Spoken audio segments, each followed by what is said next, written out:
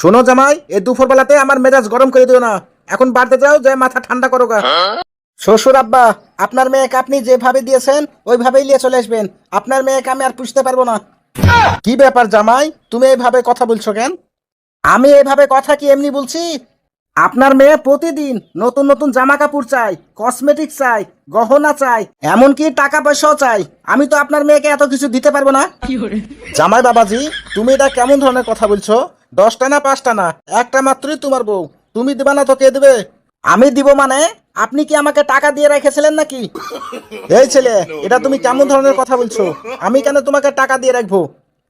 আপনি যখন আমাকে টাকা দিয়েই রাখেননি, তাহলে কেন আপনার মেয়েকে আমি পুষতে যাব? এই বেকুব ছেলে, তুমি পুষবা না তো কে পুষবে? আমি পুষতে যাব নাকি? জবর ব্যাপার তো। আপনি পুষবেন না আর আমি পুষবো?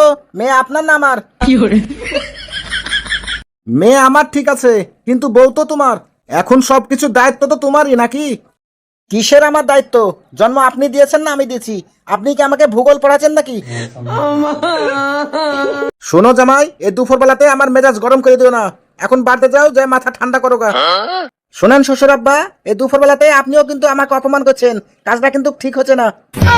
বাড়িতে আমি ঠিকই যাব, আর বাড়িতে আপনার মেয়েও আছে, আর আমি বাসও রেডি করে রেখেছি, বুঝতেই তো পারছেন। আরে জামাই, রাগ করছো কিসের লেগে? মেয়ে তো আমি তোমার সাথে বিয়ে দিয়েছি, তাই না? মেয়ের ভরণ পোষণের দায়িত্ব তো এখন তোমারই রে বাবা।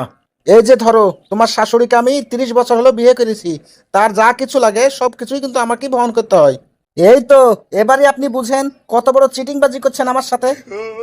আমার শাশুড়ির 30 বছর থেকে যা কিছু লাগছে সবকিছুই বহন করছেন, আর নিজের মেয়ের বেলাতেই পিছু হচ্ছেন। এটা কিন্তু ঠিক না। কি মহা মুশকিল, আমি কেন বহন করব? আমি তো তোমার সাথে বিয়ে দিয়ে দিয়েছি। এখন আমার মেয়ে যা কিছু লাগবে তোমাকেই দিতে হবে। বুঝতে পেরেছি আব্বা, আমাকে আর বোঝাতে হবে না। আমি এখন যা দেখছি, আপনার মেয়েকে বিয়ে করাটা আমার ঠিক হয়নি। আমাকে আর কিছু বোঝাতে হবে না। আমার মাথা খুব গরম হয়ে গেছে।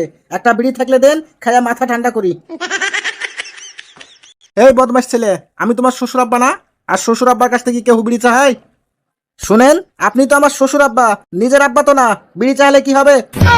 দেন তো, তাড়াতাড়ি দেন, খাই আগে মাথাটা ঠান্ডা করি। যা এখান থেকে, ভাগ, তাড়াতাড়ি ভাগ। আব্বা, আপনি আমার গায়ে হাত দিলেন, ঠিক আছে, সমস্যা নাই। কিন্তু একটা কথা মনে রাখেন, বাড়িতে আপনার মেয়েও আছে, বাসও আছে। আরে জামাই, রাগ করছো কিসের লেগে? আমি তোমার বাপের মতো না? তাছাড়া তো আমি তোমার শ্বশুর নাকি? তোমার কথা শুনে একটু রাগ হয়ে গেছিল, তাই ধাক্কা মেরেছি। কিছু মনে করো না বাপ। চলো জামাই, বাড়ির ভিতরে চলো। তোমাকে আজকে হাঁসের মাংস দিয়ে ভাত খাওয়াবো। শোনেন শ্বশুর আব্বা, আপনি কেন বুঝতে পারছেন না? আমার মাথাটা গরম হয়ে গেছে। আগে একটা দেন, টান দিয়ে মাথাটা ঠান্ডা করি।